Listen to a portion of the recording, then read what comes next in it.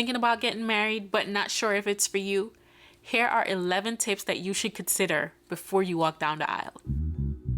Welcome to the Own Your Ship podcast, a program designed to share practical ways you can own your mess in your relationship today. I'm your host, Mel Walker. Let's dive in. You're in a beautiful relationship and you guys are getting ready to make that next step. But there is something in the back of your head making you feel uneasy, making you feel unsure, and you want to make sure that you make the right decision for you. Well, I want to share with you a few tips to help you make sure that you are ready for this commitment. Tip 1, they will not complete you. It's okay for you to have your own dreams, and it's okay for them to have theirs. It's never a good idea to walk into a marriage not feeling complete within yourself. The person who you're getting married to should complement you, and in order to do that, you have to be whole first. You have to be able to understand how to balance your individuality within your marriage. So for the people who believe that their significant other is completing them, please get back to the drawing board. Another individual cannot complete you. Only you can complete you. And that's the biggest thing that people find a hard time accepting. Another human being cannot complete you. Tip number 2, discuss how you guys are going to handle finances. There's so many different ways to do it, and there's no right way or wrong way. Some people like to keep their finances separate. That is, you have your own account, they have their own account, whereas others believe in having joint accounts. Some even have joint accounts with their individual accounts on the side. It's up to you guys to determine what is going to work best for your union before you get married. Finances is one of the leading reasons why marriages disintegrate, and no one gets married to get divorced. So it's best to take care of those issues before you say I do, rather than after you say I do. You guys should also discuss how you're going to save and what you're going to save towards. Are you guys willing to purchase a large house? Are you going to rent?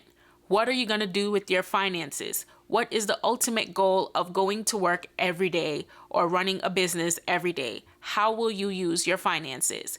That is another important question that you need to ask yourself and to talk to your significant other about before you make that trip down the aisle. One big issue with finances is that individuals tend to withhold information from their spouse, and months or even years down the line, they are surprised by the amount of debt that their significant other has. One of these debts is student loans. Now, most of us, myself included, are dealing with or have dealt with student loans in some way, shape, or form. It is unfair for you or your spouse to withhold that kind of information before you get married. Have you guys determined how you'll handle bills? Are you going to go half on the bills? Is one person going to be responsible for majority of the bills? How is it going to work? These are important questions that need to be understood before walking down the aisle. Tip number 3. Do you guys want children? That's a valid question to ask because in this day and age, there's so many people who are choosing not to have kids. And then there's some who can't have kids. We've seen it where marriages have failed because this information was not disclosed in the beginning. If you are currently in a relationship where the answer to the question of having kids is, we'll cross that bridge when we get there, stop right now. Because when you get to that bridge, there's going to be another excuse and another excuse and another excuse. So please determine from now if this is something you guys want to do or not. If you cannot get a clear answer, do not proceed. If you want to have kids and they do not proceed. If you don't want to have kids and they do not proceed. Take it from me. This is the bridge. This is where that question needs to be answered. This is also the perfect point for you guys to discuss how you will raise your kids. Are you going to raise them religious, not religious? Who's going to be the disciplinarian? How will you discipline? Parenting styles will differ, but this is where compromise comes into play. This is where you guys have to discuss how you'll work together as a team to raise emotionally healthy kids. Tip number 4. There are going to be times where you do not feel like you're in love. To me, marriage is getting up every day and making a conscious decision that you want to spend the rest of your life with this person, and you're going to do whatever it takes to make this marriage work. That's hard work because we're all individuals with our own thoughts, our own processes, and to learn to compromise that in order to have a great union is tough. It does present challenges, but making the decision to make it work is what makes it worthwhile. Tip number 5.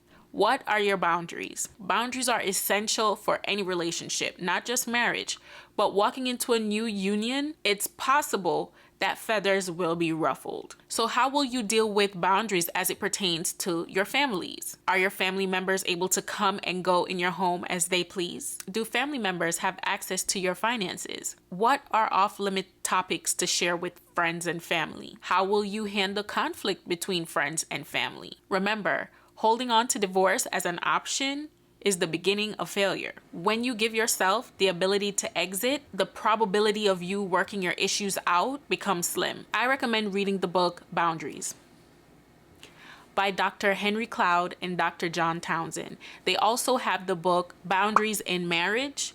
And I also recommend reading Dr. Nidra Glover Tawwab's book, Set Boundaries, Find Peace. I'll put a link in the description or in the show notes so you can go grab a copy if that's what you're looking for. Tip number 6. How does your spouse handle conflict? This will determine how conflict is handled throughout your marriage. So if you see red flags now, you're probably going to see red flags after you say I do. Running to family members every time there's a disagreement is also a red flag.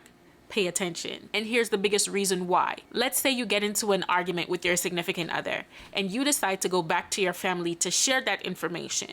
Immediately, out of the love in their hearts, they're going to be frustrated or upset or disappointed in your significant other because they want you to be protected at all costs. They want you to be loved at all costs. The only issue with that is once you and your significant other make up, the family members will still be looking at your significant other in a negative light because of what you shared with them. Unless it is an emergency or there's some physical danger, try to refrain from providing your family members with every disagreement that you may encounter. Disagreements are eminent in any relationship. And if you find yourself hitting below the belt every time there's a disagreement, that's a red flag. As two adults, you both should be able to resolve disagreements without insulting or injuring each other. If you find yourself or your significant other shutting down during disagreements, that's something to pay attention to. That's an indication that they may not know how to handle conflict. And finally, if it ever gets physical, that is the ultimate red flag, and you have every right to pack your things and leave. And yes, men can be abused too. Tip number 7. Does your spouse struggle with any form of addiction? Whatever it is, pay attention to the signs. Discuss expectations around usage, and if this is something that is beyond your control, seek professional help. Find a therapist. And I'll link one in the show notes or the description below. Tip number 8. Are they willing to do anything to sustain their marriage? And when I say anything, I mean therapy. If things become really difficult, are you guys willing to go to therapy to work on the relationship? You may not know where to go to find a therapist, and that's fine. I've put a link in the show notes to help you find a therapist that will meet your needs. Here's my analogy. Imagine walking into a DSW to buy a pair of shoes. You go, you find the perfect pair of red shoes, but for whatever reason, instead of trying them on, you just take them, pay for them, and leave. When you get home, you try them on, you realize they're not a good fit.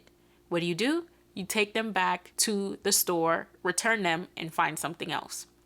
It's the same thing with therapy. You may find a therapist, but they may not be the right fit for you. So instead of sticking it out and being uncomfortable, it's okay to tell a therapist this isn't gonna work out and find another therapist. And you can keep doing that until you find a therapist that's right for you. Remember, there's a link in the show notes to help you find your therapist today. And guess what? The first month is 20% off on me. Tip number 9. Are there things that you wish will change after you get married? These are expectations, and usually they're unrealistic. Whatever you see now is what you're going to see then. Unless you are intentional about changing, nothing will change. You can't change anyone. You can only change yourself. Tip number 11. Religion. Are you going to practice the same religion? Are you okay if your religions are different? Will your marriage be able to sustain itself with opposing religions or no religion at all? Will this impact how you raise your kids? Do you want your kids to be raised with a religion or without a religion? Do you want to give them the ability to choose their own religion? These are things to think about. None of these tips can work without effective communication. And that's usually a hard pill for a lot of couples to swallow. They do not know how to effectively communicate. If you believe you fall in that bracket, no worries. I have a free ebook that will teach you how to effectively communicate with your spouse. The book is called Talk That Talk. The link is in the description, so if you want to check that out, go ahead as well. Thank you for tuning into this week's short and sweet episode. Let's talk some more about this in the comments. Until we meet again, take care.